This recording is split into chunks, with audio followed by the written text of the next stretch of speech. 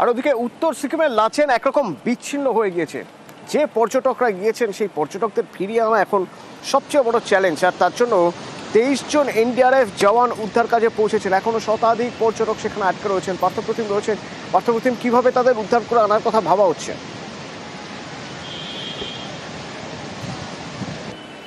দেখো, আজ কিন্তু সকালবেলা প্রথম দফায় আমরা জানি, গতকাল যে রেকর্ডটা আমরা জানি দেখিয়েছিলাম যে নর্থ সিকিমের যে ছোতেন সেনাছড়ি সেখানে ধস নামায় 3 জন সেনা জওয়ানের মৃত্যু হয়েছে, 6 জন নিখোঁজ ছিল এবং বেশ কয়েকজন কিন্তু আহত অবস্থা উদ্ধার করেছে। সেই সব জওয়ান এবং আটকে থাকা বেশ কিছু পর্যটক যারা ছোতেন সেনাছড়িতে ছিল তাদেরকে কিন্তু সকালবেলা 34 জনকে নামিয়ে আনা হয়েছে হেলিকপ্টারে গ্যাংটকে। এবং তারপরও কিন্তু এখন এই মুহূর্তে যেটা খবর যে এই ছোতেন সেনাছড়িতে এখন 40 জনের মতো পর্যটক আটকে রয়েছে। লাচেনও কিন্তু প্রায় শতাধিক পর্যটক আটকে রয়েছে। তাদেরকে ঘুর পথে কিছুটা পথ তাদেরকে হাঁটিয়ে আনা হবে এবং তারপর সেখান থেকে এয়ারলিফট করে নিয়ে আসা হবে প্যাকিং বিমানবন্দর গ্যাংটকে। আজ সেই চেষ্টা কার্যত অসম্ভব, কেননা আকাশ আবারও মেঘলা হয়েছে, বৃষ্টির আবারও পূর্বাভাস রয়েছে। সেইভাবে গোটা পরিস্থিতি, কেন তুমি যে কথাটা বলছিলে, লাচেন কিন্তু কার্যত বিচ্ছিন্ন নর্থ সিকিমের অন্য অংশ থেকে। চারপাশে ধসে জেরবার, সব রাস্তায় বন্ধ লাচেন থেকে বেরোবার।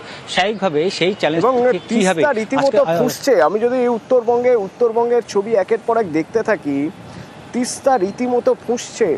সেই ভয়াল রূপ তিস্তার আবার দেখা যাচ্ছে। আর সেই ভয়াল রূপ উপেক্ষা করে জীবনের বাজি ধরে জীবিকা অর্জনের চেষ্টা করছেন একদল মানুষ। জলপাইগুড়িতে রেল সেতু থেকে দড়ি বেয়ে নেমে তিস্তায় ভেসে আসা কাঠ নিয়ে যেতে চাইছেন তারা, কারণ ওই কাঠ বেচে ভালো পয়সা মিলবে। রেল জরিমানা করছে কিন্তু ঠেকাতে পারছে কই?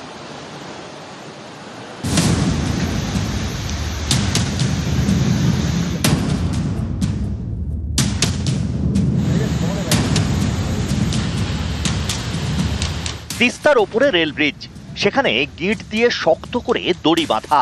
এই দড়ি বেয়ে একের পর এক যুবক নামছেন তিস্তায়। তিস্তায় নেমে একটার পর একটা কাঠ তুলছেন, তারপর সেগুলো মাথায় করে রেল ব্রিজ দিয়ে নিয়ে যাচ্ছেন।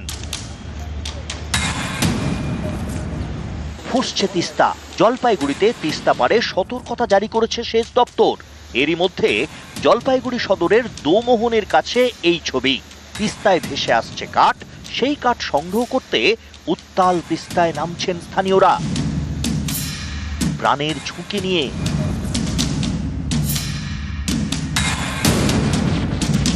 এখানে কি কোনো রকম নিষেধাজ্ঞা রয়েছে এই লাকড়ি এভাবে তোলার? নিষেধ আছে তো, এই ব্রিজে যাওয়া আসা করাই নিষেধ। মানুষ যদি ছেলে মানুষ দেখে পুরা তালি ধাওয়া দেয়, তো বেআইনি। এখন তারা যদি না মানে।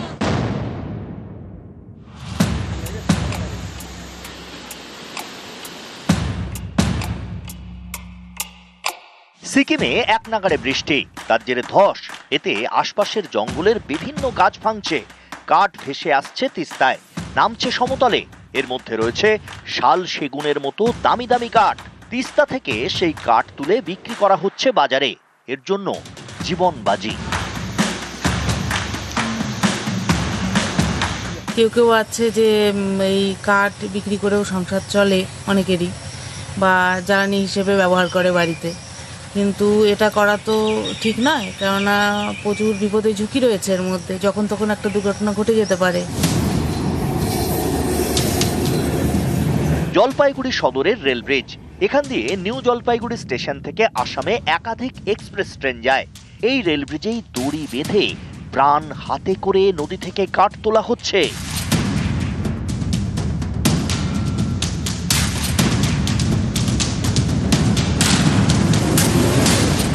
জলপাইগুড়ি আরপিএফ সতর্ক করেছে, জরিমানা করছে, তাতেও বন্ধ হচ্ছে না। এর জন্য ফাইন করা হয়েছে।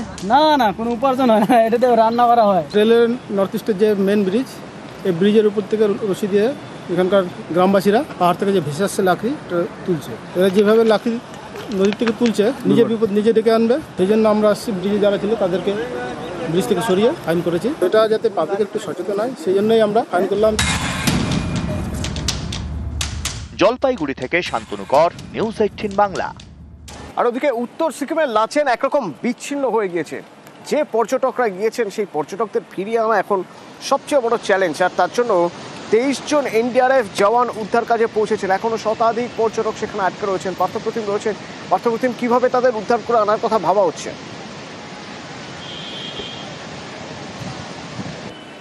দেখো, আজ কিন্তু সকালবেলা প্রথম দফায় আমরা জানি, গতকাল যেরকমটা আমরা জানি দেখিয়েছিলাম যে নর্থ সিকিমের যে ছোতেন সেনাছড়ি সেখানে ধস নামায় 3 জন সেনা জওয়ানের মৃত্যু হয়েছে, 6 জন নিখোঁজ ছিল এবং বেশ কয়েকজন কিন্তু আহত অবস্থা উদ্ধার করেছে।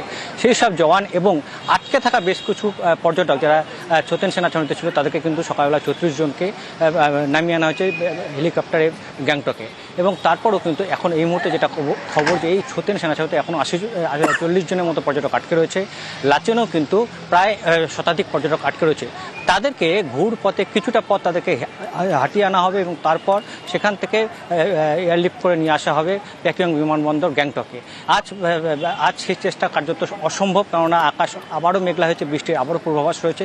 স্বাভাবিকভাবে গোটা পরিস্থিতি, কেন তুমি যে কথাটা বলছিলে, লাচেন কিন্তু কার্যত বিচ্ছিন্ন নর্থ সিকিমের অন্য অংশ থেকে, চারপাশে ধসে জেরবার, সব রাস্তায় বন্ধ লাচেন থেকে বেরোবার।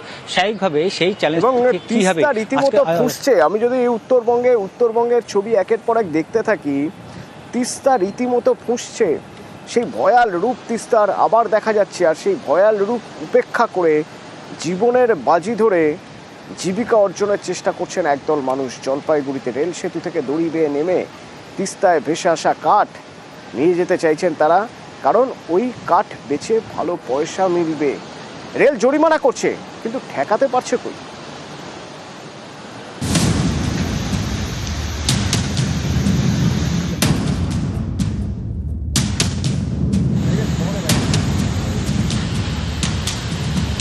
তিস্তার ওপরে রেল ব্রিজ, সেখানে গিট দিয়ে শক্ত করে দড়ি বাঁধা। এই দড়ি বেয়ে একের পর এক যুবক নামছেন তিস্তায়। তিস্তায় নেমে একটার পর একটা কাঠ তুলছেন, তারপর সেগুলো মাথায় করে রেল ব্রিজ দিয়ে নিয়ে যাচ্ছেন। ফুসছে তিস্তা। জলপাইগুড়িতে তিস্তা পাড়ে সতর্কতা জারি করেছে সেচ দপ্তর। এরই মধ্যে জলপাইগুড়ি সদরের দোমোহনের কাছে এই ছবি। তিস্তায় ভেসে আসছে কাঠ, সেই কাঠ সংগ্রহ করতে উত্তাল তিস্তায় নামছেন স্থানীয়রা প্রাণের ঝুঁকি নিয়ে।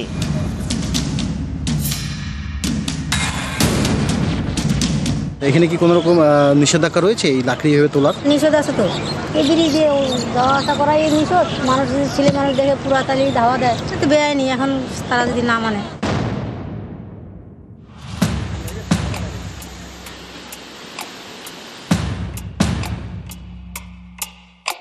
সিকিমে এক নাগাড়ে বৃষ্টি, তার জেরে ধস। এতে আশপাশের জঙ্গলের বিভিন্ন গাছ ভাঙছে, কাঠ ভেসে আসছে তিস্তায়, নামছে সমতলে। এর মধ্যে রয়েছে শাল সেগুনের মতো দামি দামি কাঠ। তিস্তা থেকে সেই কাঠ তুলে বিক্রি করা হচ্ছে বাজারে, এর জন্য জীবন বাজি। কেউ কেউ আছে যে এই কাঠ বিক্রি করেও সংসার চলে অনেকেরই, বা জ্বালানি হিসেবে ব্যবহার করে বাড়িতে। কিন্তু এটা করা তো ঠিক নয়, কেননা প্রচুর বিপদের ঝুঁকি রয়েছে এর মধ্যে। যখন তখন একটা দুর্ঘটনা ঘটে যেতে পারে। জলপাইগুড়ি সদরের রেল ব্রিজ, এখান দিয়ে নিউ জলপাইগুড়ি স্টেশন থেকে আসামে একাধিক এক্সপ্রেস ট্রেন যায়। এই রেল ব্রিজেই দড়ি বেঁধে প্রাণ হাতে করে নদী থেকে কাঠ তোলা হচ্ছে।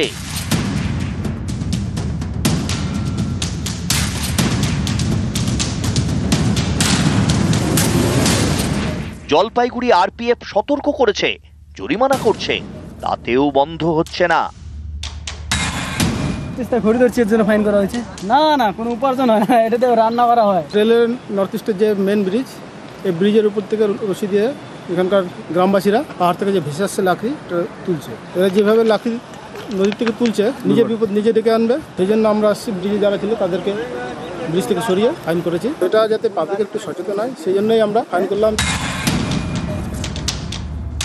জলপাইগুড়ি থেকে শান্তনু কর, নিউজ 18 বাংলা।